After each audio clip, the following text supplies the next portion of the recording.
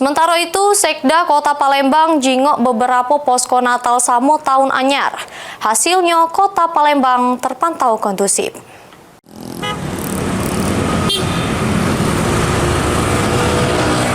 Pada perayaan Natal 2025, pemerintah Kota Palembang bersama pemerintah provinsi sama stakeholder terkait nyiap ke 23 posko terdiri dari 14 posko pengamanan, 3 posko pelayanan, 3 pos terpadu sama 3 posko dari pemerintah Kota Palembang.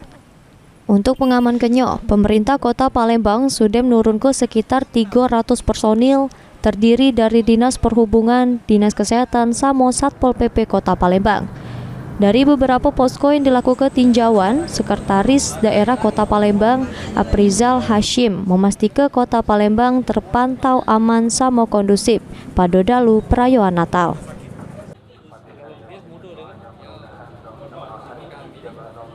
Kondusif dari pantauan kami dari 23 pos tersebut dan utamanya dari pos pemerintah kota, ya keadaan sekarang ini kondusif dan memang masyarakat yang libur atau tahun baru itu kebanyakan juga mungkin keluar kota, ibu kota dan di Kota Palembang sendiri itu terus kami pantau dan alhamdulillah tidak terjadi hal yang tidak diinginkan.